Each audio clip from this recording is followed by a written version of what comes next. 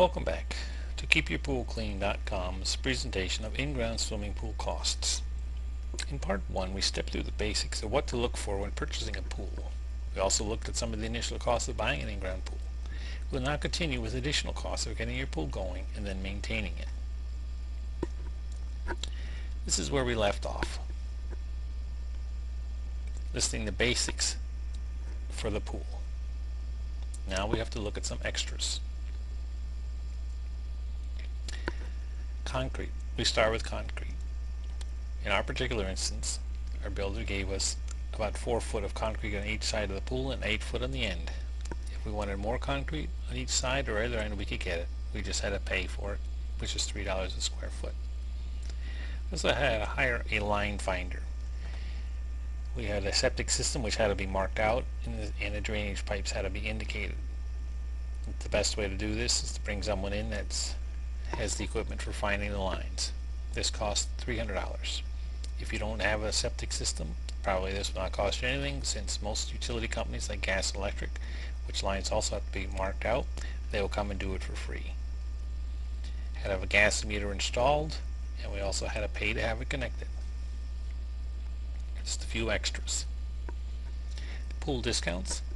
If you're lucky enough, your builder may offer a discount early in the season or the off season, say January to April. You might get a discount of anywhere from $500 to $1,000. Also, by booking early in the year, you get in the queue for when the pools can be installed. The earlier you sign on to get a pool, the earlier your name will be on the list, and the earlier you will be swimming in your pool. Lastly, let's check for some other costs it takes to maintain it and to keep it going. First, you need to fence it in. Most areas require you have a fence, but maybe not in all areas, but it is awful wise to have it fenced in. In our particular case, we put up a wooden privacy fence. We need to add all the panels, the posts, the cement, and all the hardware. It costs about $1,000. Next, you need to fill it with water. Our pool holds over 20,000 gallons of water. In 2003, the cost was about $75 to fill it. I estimate now in 2008 the cost would be closer to $100. Then you have to pay for the utilities. The first thing is, if you have a gas heater, you'll be paying for the gas. A gas heater is very expensive.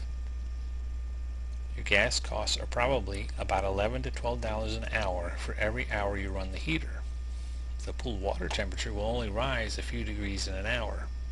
So a best guesstimate then would be to raise the pool temperature 10 degrees would cost you about $85 to $100 or more.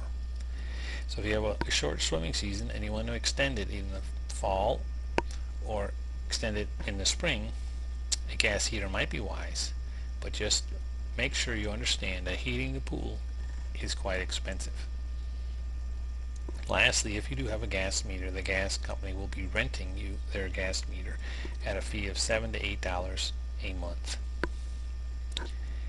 As we look at a couple more things, utilities, electric, running this pool circulating system for about 10 to 12 hours a day will cost you an average of $65 to $75 a month. Occasionally you'll have to add some more water to the pool. I'm assuming that it adds maybe $10, $15, $20 more a month to raise the water 3 inches. Lastly, you'll be buying chemicals.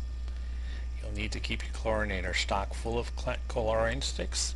These generally run $75 to $85 for a pail. Luckily, these will last you just about a year. Then, depending upon what other chemicals you need to add to balance your water, it might cost you another $100. So altogether, you might be looking at about $200 a year for chemicals to keep your pool running clean and keep it clear. You might want to look at a pool cover. As we showed you earlier, pool covers can run up to over $1,000 for a nice secure one, but they can run as low as $100 for a solar type of pool cover, which would keep your pool warmer. And then lastly, you have to buy toys to get started. I would guesstimate that you can easily spend $100 on toys for a new pool. Now we have looked at the costs of the pool and how much it's going to cost to maintain it. So let's put these all together. Assuming you want to take out a loan, the loan will be for 10 years at 6% interest, a home equity loan. A $25,000 loan would cost you $277 a month, while a $30,000 loan would cost you about $60, $70 more, $330. If you add on approximate costs for utility of about $100 per month, you're looking at a total monthly cost of almost $400, either a little on the low side or a little on the high side. And again, this is for a loan calculated at 10 years at a 6% interest. We hope you found this presentation informative. Just remember that all prices are as accurate as possible, and they should only be used as a guideline. They may be a little high, they may be a little low, but at least going to get you in the ballpark and give you an idea how much it's going to cost. You'll obviously have to do your homework and find out all the details for your particular part of the country.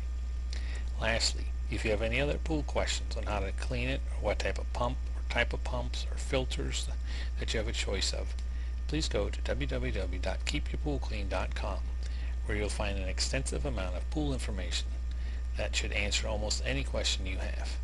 This is free information just for reading. Thank you very much for watching.